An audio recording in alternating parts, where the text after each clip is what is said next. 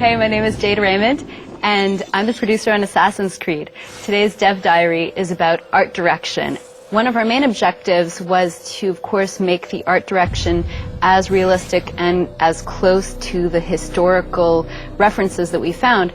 But the difficulty about, having a subject where guys walk around in armor and look like knights and stuff like that is that it tends to be associated with fantasy. And one of the important things to us was making sure that the game and the feeling and the location was really relevant to people. So we played with taking these historical cities, like the ones that I was describing in the story, Jerusalem, Damascus, and Acre, and all of the countryside and the kingdom, and thought, how can we give this a treatment that feels cool and feels like something that we'd be interested in watching for 40 hours as we play.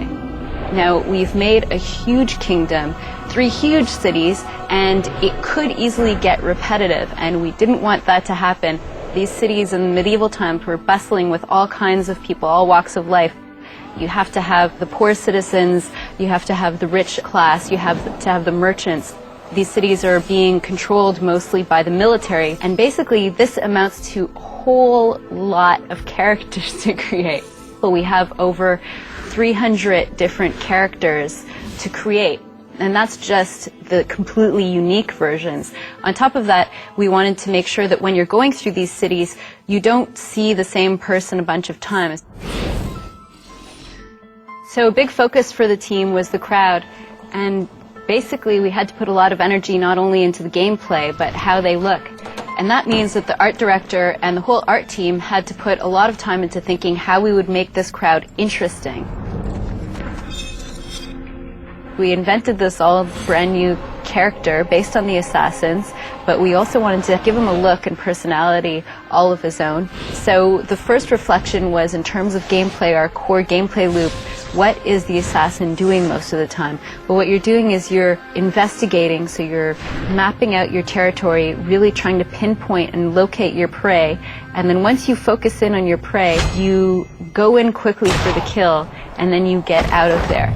And when we thought of what you're doing most of the time as an assassin, it made us think of a bird of prey.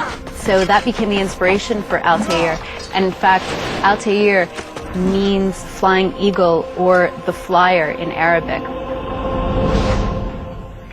If you notice, he's wearing a hood which has a little point in the front, and he has a robe that kind of splits out on the sides, and when he's in movement the sides flip up, and if you were to look at a shadow cast from the side of him, you'd get the angle of the point of the hood and then the sides of the skirt flapping up, and you'd get the shadow of an eagle.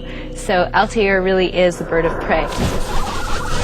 That about sums up art direction. Hopefully you still have more questions that I haven't answered, and there are going to be more developer diaries where we go into detail on all kinds of other subjects.